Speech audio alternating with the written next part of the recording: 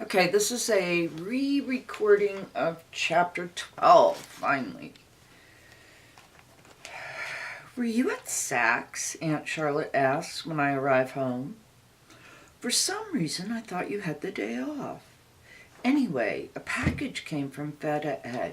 I put it in your room. Really, I say, feigning interest as I skim past her question. I wasn't at work today. I didn't order anything. Aunt Charlotte is standing on a stool in the kitchen, reorganizing the cabinets. She steps down, leaving the bowls and mugs she has been sorting through lined up on the counter. It's from Richard. I saw his name on the return address when I signed for it. She is staring at me, waiting for my reaction. I keep my expression calm. Probably just some things I left behind. She can't know how I feel about Richard and his engagement. I don't want her to blame herself later for not doing more to help me. I picked us up some salads for dinner. I hold up a white paper bag decorated with black letters and dancing greens. I vowed to pitch in more. Besides, Chopped was a convenient stop. I'll just stick these in the fridge and then go change. I'm desperate to open the box.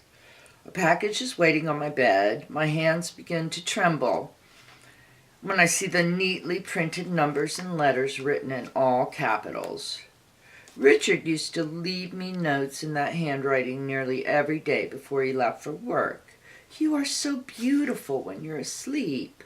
Or, I can't wait to make love to you tonight. The tenor of the notes changed as time passed.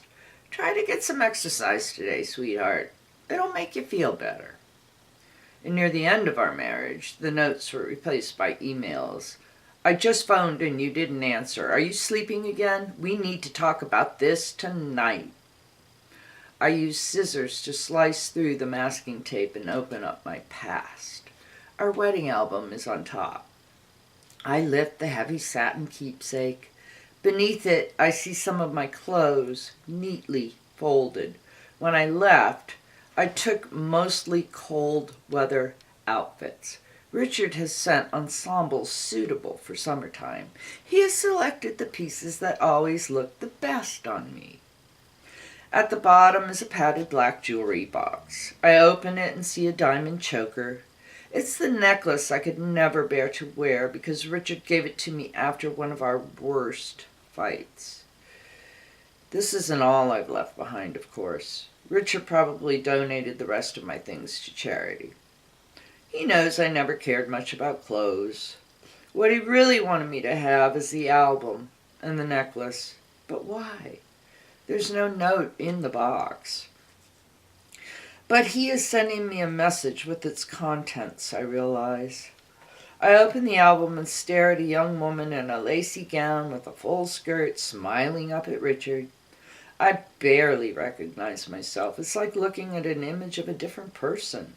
I wonder if his new fiancée will take his last name, Thompson. It's still my name, too. I see her turning her face up to Richard as the minister unites them. She is beaming. Will he think of me briefly and remember how I looked in that moment before he pushes the memory away? Does he ever call her by my name by accident? Do they talk about me, the two of them, when they're cuddling up in bed? I pick up the album and hurl it across the room. It leaves a mark on the wall before it falls to the floor with a thud. My entire body is shaking now. I've been putting on an act for Aunt Charlotte, but my costume can no longer camouflage what I've become. I think of the liquor store down the street. I could buy a bottle or two. A drink might help douse the rage inside me. I shoved the box into my wardrobe, but now I'm imagining Richard lifting her chin and clasping a diamond choker around her neck, then leaning in to kiss her. I can't bear the image of his lips on her mouth, of his hands on her. My time is running out. I need to see her. I waited outside of her apartment for hours today, but she never appeared. Is she scared, I wonder? Does she sense what's coming? I elect to allow myself a full bottle of wine. I'll drink it and go over my plan again. But I choose to do one thing before going to the liquor store. And miraculously, because of that simple act, an unexpected chance drops into my lap. I decide to call Maureen. Even after all these years, she's the person with whom Richard is the closest. We haven't talked in a while. Our relationship began pleasantly enough, but during my marriage to her brother, her feelings towards me seemed to shift. She grew distant. I'm sure Richard confided in her. No wonder she was wary of me. But early on, I tried to form an independent relationship with her. It seemed important to Richard that we be close. So I called her every week or two, but we quickly ran out of things to talk about. Maureen had a PhD and ran the Boston Marathon each spring. She rarely drank other than a single glass of champagne on special occasions. And she rose at 5 a.m. to practice the piano, an instrument she'd taken up as an adult. Shortly after my wedding, I accompanied Maureen and Richard on the annual ski trip they took for her birthday. They whipped down the black diamonds with ease, and I only held them up. I ended up leaving the slopes at lunchtime and curling up by the fireplace with a hot toddy until they returned, pink-cheeked and exhilarated, to collect me for dinner. They always invited me to come, but I never joined them after that first trip, staying home while they went to Aspen or Vail, and on their week-long trip to Switzerland. Now I dial her cell number. She answers on the third ring. Hang on a second. Then I hear a muffled, 92nd and Lexington, please. So, she's in town already. She comes here in the summer to teach a course at Columbia.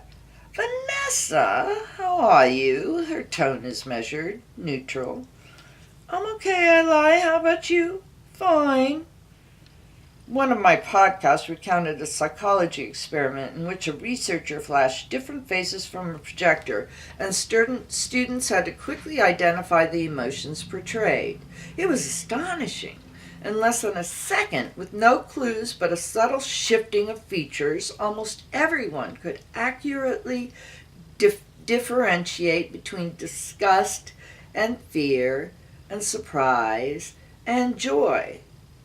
But I've always thought voices reveal just as much expression, that our brains are capable of deciphering and categorizing almost imperceptible nuances in tone. Maureen wants nothing to do with me. She's going to end the call quickly.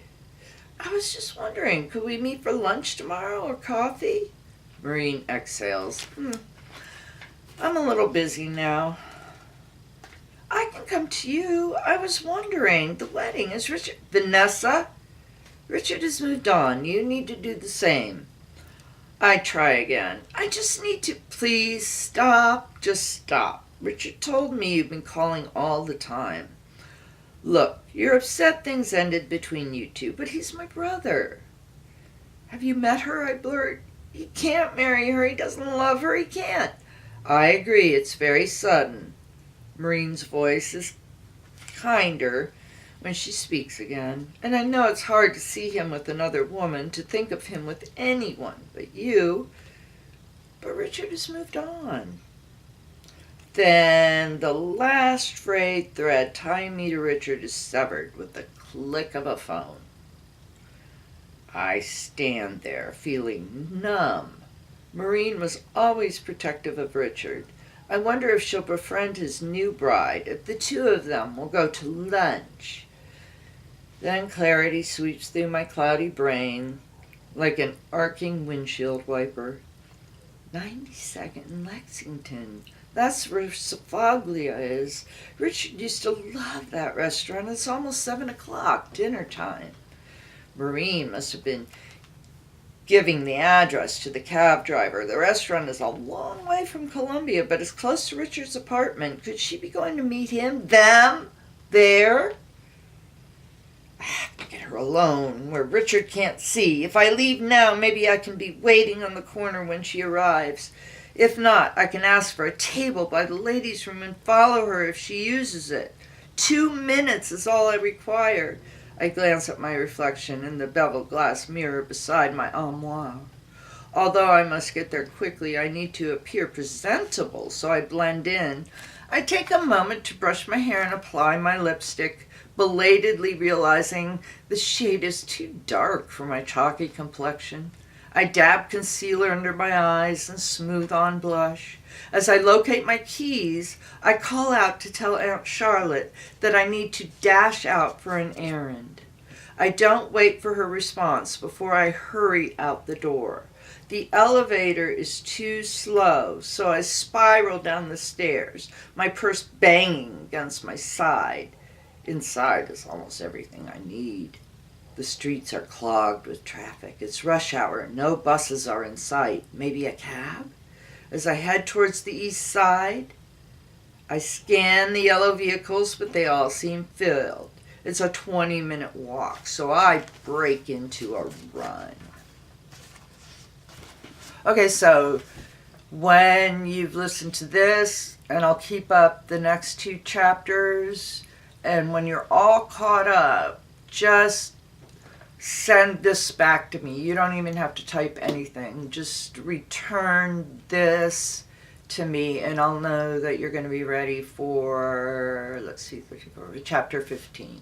So you should have 12, 13, 14 at your disposal, and just return this one to let me know that you're ready for the next one. I love you, Hank.